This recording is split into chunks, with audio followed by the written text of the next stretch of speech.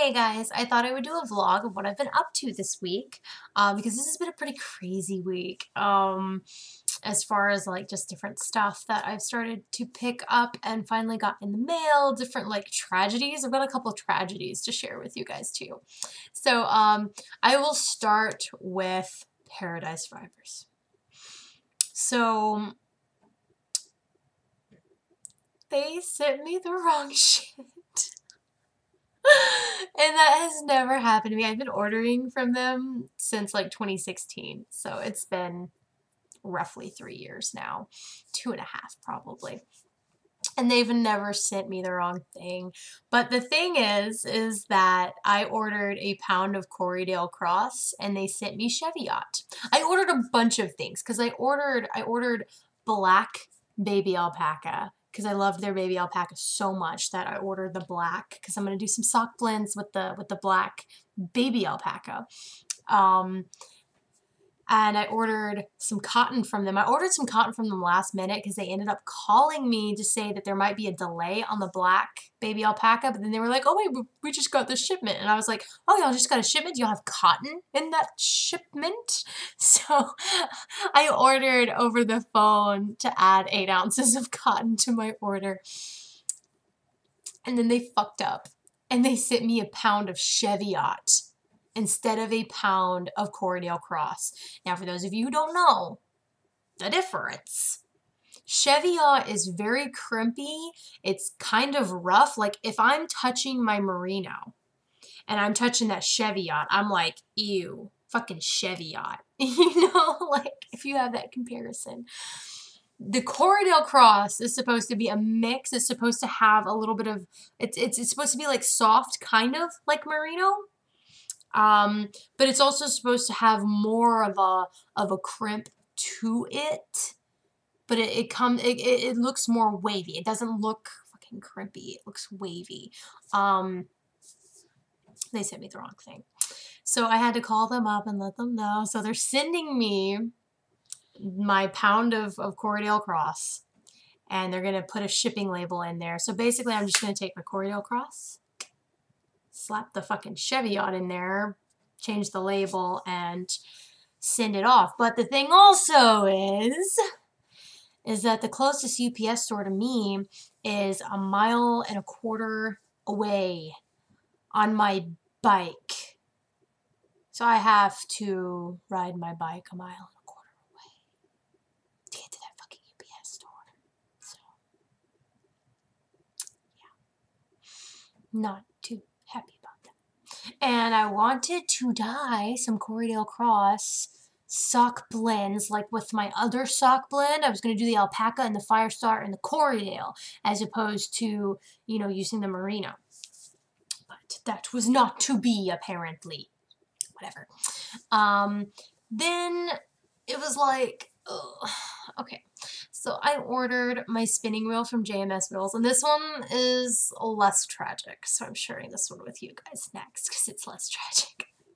Because I really like them.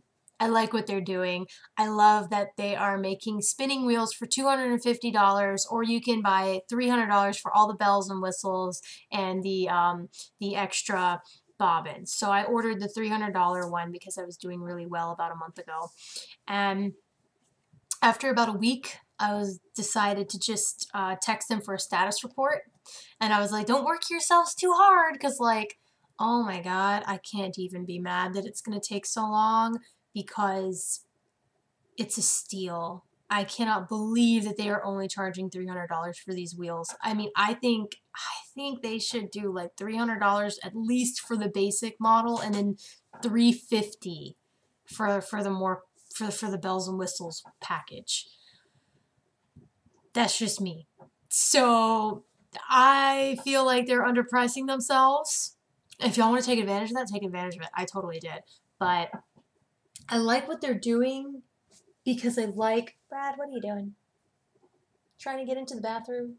Anyway, I like what they're doing. I really, really do. So I'm not really upset with them, but I'm 18th in line for my wheel. It's been almost a month. We're 1 week shy of it being a month since I ordered, and they're not like the estimate that they gave me is mid-March, so I'm hoping that it won't take any longer than that and I can finally get my spinning wheel because I've been wanting this spinning wheel for so long. And I told them not to worry about it because I drop spindles so much, but that is a little bit of a small tragedy though because I'm waiting so long and that is so hard for people our age in the world of instant gratification to do is wait. So lots of waiting. Anywho, I also subscribe to a yarn box, which I don't normally do because I feel like you're basically paying full retail price for that skein of yarn. You might as well pick what the fuck you want. And the free patterns and extra shit that it comes with is like so cheap, but also I don't really pay for patterns. I don't really believe in paying for patterns. The only patterns I've ever bought was the Harry Potter Knits magazine because guess what? It was like $13 for a magazine full of patterns. I would buy a book before I just bought a singular pattern by itself. You know what I mean? So I'm not really interested in a lot of those boxes. But I did order from the Darn Good Yarn company because like they have a really cool like message. They're all like fair trade, India recycled silk stuff, and they sent me this really nice little project bag. It's got this cute little pocket in the front. It's got their little logo and their name, and I like it. It's nice. I wasn't expecting this. This was a real surprise for me because I was not expecting it. I like the little cardboard boxes they come in because like I hoard boxes. Like I love having little boxes to put my shit in, and having moved so many times in my life because like I'm a college student, dorm rooms, I move all the time. I'm so glad that I have an apartment, but I'm still hoarding boxes because I know eventually I'm going to move again. So I love the little cute boxes. I knew they were going to send these, and I'll show you guys these with a warning because I saw someone else. I do my research before I order from boxes and things like that. So I YouTubed Darn Good Yarn Box, and you can find tons of people who do unboxings. Some of them don't have anything really constructive to say a lot of times, so I just skip forward until I can see what the yarn looks like with my own eyes. But these are really cute. One good constructive thing that someone actually said was that the purple paint will wear off of these. And whenever I touch it, I can feel that this is painted. And I can feel that this is wood. They did not cover these in a layer of varnish. So if I ever use these, I will be covering them in a layer of varnish. If I give them away as a gift, I will be covering them in a layer of varnish. I don't really know what I'm going to do with these yet because they're just kind of one of those like throw-ins for getting the box the first time. So I mean, if you really, really, really want to get your money's worth, just subscribe for one box and unsubscribe. I'm not judging you. But yeah, they're super cute little knitting needles. Yeah, they're cute. Not really why I got the box though. I got the box because you get about, 50-gram increments of yarn, and they're like super colorful yarns, which I don't have a lot of super colorful yarn, but there's a certain someone with a baby on the way, and colorful yarn is a thing that babies like. So I'm thinking anything from stuffed animals to just whatever. Like I'm just gonna play by every month that I get a new thing. I'm gonna go on Ravelry and I'm look up baby shit. You know, based on what yarn I get, it'll speak to me and tell me what it wants to be, and it'll all be super fun. And it's only $10 a month. Well, 13-ish, 14-ish dollars a month. So, and I like it. So this first one is like a single ply. It feels like it's like semi-shredded silk because it's a very soft silk. It actually feels like soft silk, like that fiber, the soft silk fiber you can buy. It feels like it was spun from just soft silk. So I don't know if that's like recycled silk that's been roughed up and then spun, but I like it. It's got that thick and thin hand spun look quality to it. I love that look. Obviously, I spin my own yarn because I love that look. So I also ordered this from Darn Good Yarn. This is one of their Sari Silk like chunky yarns. So I'll just kind of run you through what you're actually, like what this actually is, because I wasn't sure what I was getting. So this is like strips of fabric. They cut this fabric into long strips. I tied that knot. Don't look at that knot. That's not how it actually comes. They tied the skein really funky, so I cut where I should have cut. That's all right. My bad. That was my bad. But you can see that like it's been cut and then kind of like it's been cut wide, and like you'll even see bits of embroidery, and you'll see it a lot more if I can find that spot on my cake, because like there's one really thick part, yeah, right here, where the fabric is like, it's an embroidered fabric. See that? So it's really cool. It's completely different. It's unlike anything I've ever bought or used, so I'm super excited about it. And whenever they get to two ends, it's actually sewn together. So they take these strips of fabric and they just sew them together, which may or may not give me an idea. Just kidding.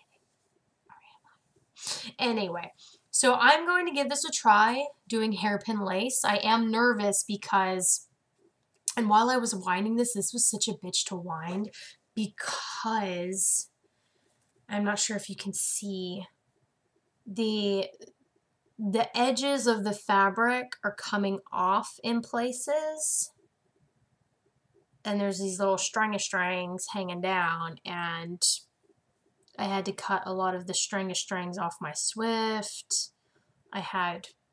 They kept tangling and I was just cutting, and it's like my desk was just riddled with these little strips, and they're still here. So I am vaguely concerned about that, but it's cut fabric. What am I expecting? You know? So it's definitely a recycled yarn. So bear that in mind. If you were thinking you were going to get something super posh, not super posh. I think people's expectations are higher a lot of times than what is manufacturably possible. So I bear that in mind as well. What else? I think that is everything. Yeah, no, I think that's everything. So, that's kind of been my purchasing adventure for the week, or for the last month actually, because the Darn Good Yarn took a couple weeks to get here, and they smell like they've been perfumed for sure, and like they have the same smell. So I don't know if they like perfume all their stuff or that's just how their shop smells, you know, like their studio and everything. I know that like America as a country is very unperfumed compared to the rest of the world, so that could very well be a thing. I do plan on doing some hairpin lace tutorials soon with this yarn, and I will just say that I love tape yarns for that. That was the whole purpose of buying this, because I plan on doing a very interesting hairpin lace like tank top out of this. And hairpin lace is great for summer outfits, summer things, and I figure for this I will show you guys how to do some basic hairpin lace stuff. I also, there's hairpin lace tutorials out there of how to make the strips, not so much of how to do different designs with your loops. So that will be something that we will look at together soon, and I will be doing a whole series on it. So that's what I've been up to. If you liked this vlog video and you're interested in it and you would like to see more of my vlog videos, please hit like. And if you're not subscribed already, please do that. And in the meantime, happy crafting. Bye-bye.